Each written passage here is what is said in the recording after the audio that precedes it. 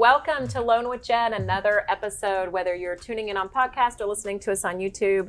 We're continuing our series. This is episode 2 of 1 on property management. So in episode 1, we talked to Chase about the ideal investment property and pros and cons of property management companies. So you want to listen into that after you listen to this one. Now, this one, we are talking about screening your tenants, fraud checks, how to really make sure that you've got a good tenant that's going to pay, and then eviction. We're going to talk about eviction. Now, that specifically is going to be for here in Texas. Chase is with us today. Chase and his wife own Rental Management Group, and that's a property management group. What, 250 properties? Yeah, 200 doors. Yep. Yeah, that's you. This guy's got some experience, so I can't wait for y'all to get some of his knowledge. So Chase, thank you for being here. Yeah, thank you, Jen. Yeah, for sure. So in episode 2, we had fun in episode 1, but now in episode 2, we're talking about screening and fraud. So let's say someone doesn't want to do the property management company thing right now, and they want to kind of DIY. So what do they need to look out for? How do you screen somebody? How does that even work? Yeah, so we as a company, we have our kind of internal criteria that we look for across all of our properties. So we check credit, criminal, evictions and broken leases, and we verify their income and employment. So those are the main things. Now there's companies out there for the consumer, like mysmartmove.com, that's a realtor maybe that's leasing a property, or if they want to DIY it, they can utilize that resource to help screen the tenants. Okay. Now that's just kind of one layer, because there is a lot of, since COVID, there has been a lot of fraud on moving into, people stealing identities and moving into properties, which you have to look out for, which is hard to do if you don't have the right technology. So the technology that we use as a company, it's actually, it has a database for identities. And what you have to do is when you submit your identification, whether it's a passport or your driver's license, you have to take a selfie, and it analyzes the data and it cross-references with your ID that you submit. So it's really cool stuff as far as identity, identity protection. So that's one thing you have to look out for. If someone is, my advice is someone is scanning something in and sending it to you in what it looks like a scan, that's a red flag. I would have them take an actual picture of their actual ID and have that submitted. Because when you scan a document, you can doctor it and you can change the information. So you want it to be clunky. You want it to be like they took their cell phone and it's I want crooked. I want it to be an actual ID that they submit, and not just a scanned in piece of paper. I never thought about that. That's a good point. Yeah. So screening is very important. I mean, you definitely don't want to get somebody in there that's not paying and it's unqualified. I mean, that's kind of the nightmare stories, right? It's like, I've had this person on my property for 6 months and can't get them out. So doing your upfront due diligence is very key. Very important. Yeah. So just to repeat, and we'll put this link down there. So someone could use something like My Smart Move. I'm sure there's some others, but what companies like that do is they'll give you the platform to check the credit, they'll check the background, and all that stuff. Yeah. So like for us, on the background side, no felonies. Misdemeanors are okay. We look at the history on the misdemeanors. Maybe it's something that happened 10 years ago. So we look at kind of the full picture of it, probably similar to what you do, on your loan processing.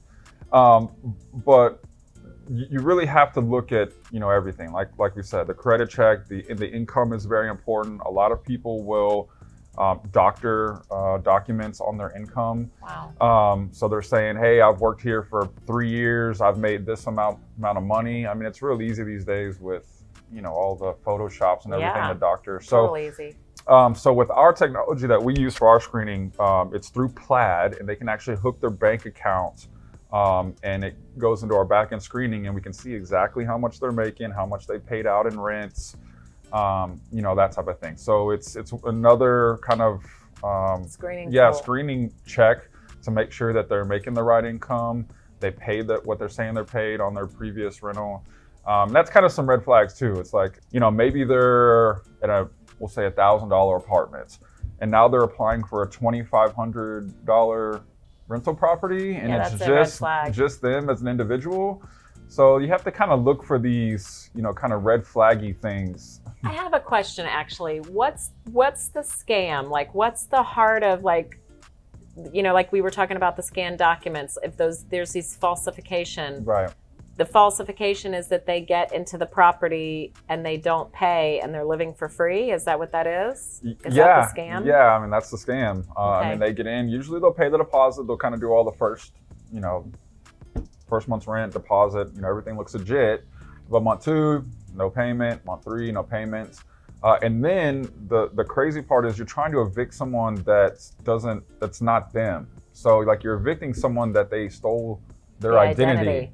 Right. So we had a guy, he was like in Michigan or something. And we're calling him like, hey, you haven't paid rent.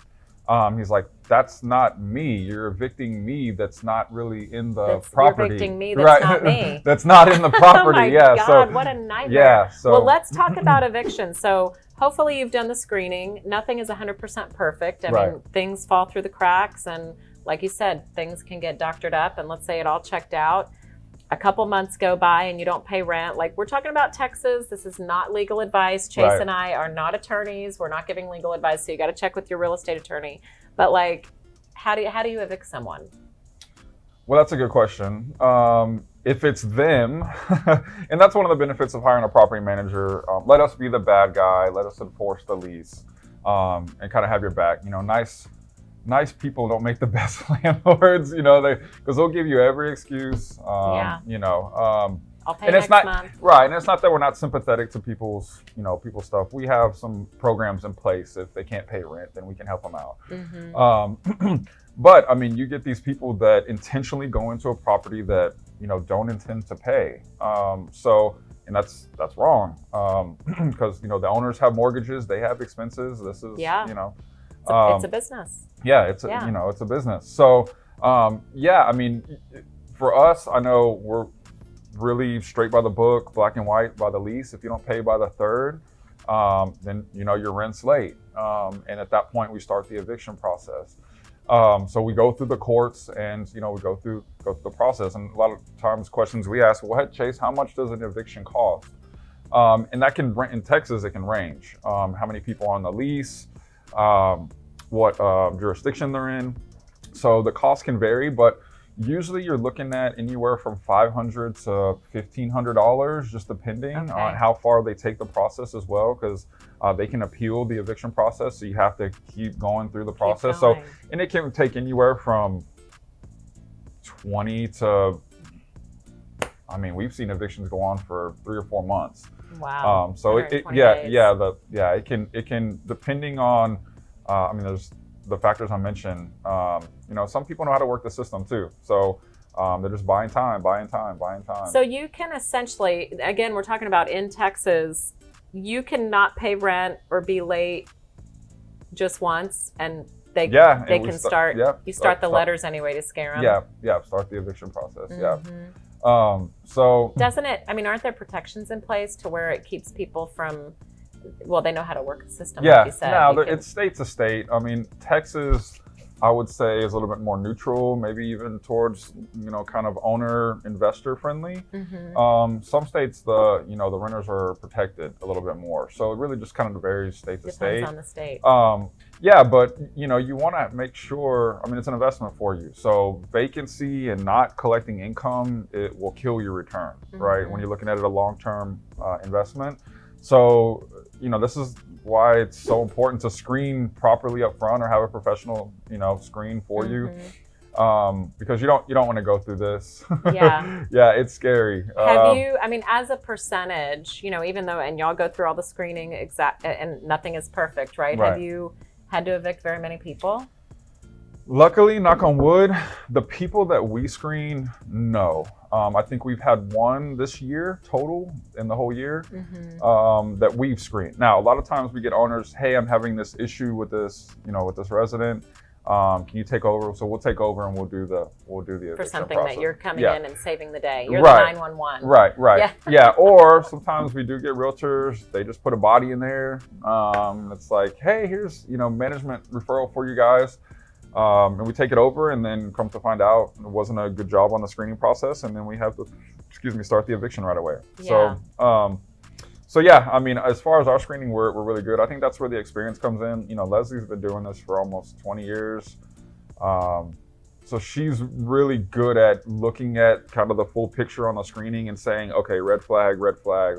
Yeah, I couldn't even, well, and you know, I guess I can relate it to mortgage now with my years as well. You're right, I can tell what's going to qualify and when they can't. I mean, we give everybody a chance, but you can usually tell, like, okay, if this pans out, it's okay, but if it doesn't, there's, you know, you start to notice the red flags and patterns. You start to notice patterns. Right, exactly. For sure. Yeah. And if you're just new at this and this is your first time being a landlord, you're not going to know to really what the red flags are, right? Some of it's not so obvious.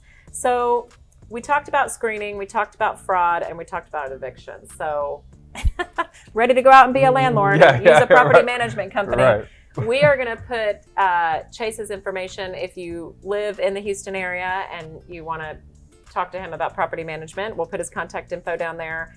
Also, if you're interested in becoming a property manager, he's got an online community called Property Management Nerds. So we'll put the link to that as well. That's fun. But stay tuned. We'll do some future episodes about investing. I think it's a hot topic. A lot of people have their day jobs and they want to have 1 or 2 income producing properties, which is a great idea. So this was a great educational episode. I learned a couple of things that I did not know. Thanks for joining us, Yeah, Chase. absolutely. I really appreciate it. Yeah. Thank you so much. Thanks for tuning in. Check you next time.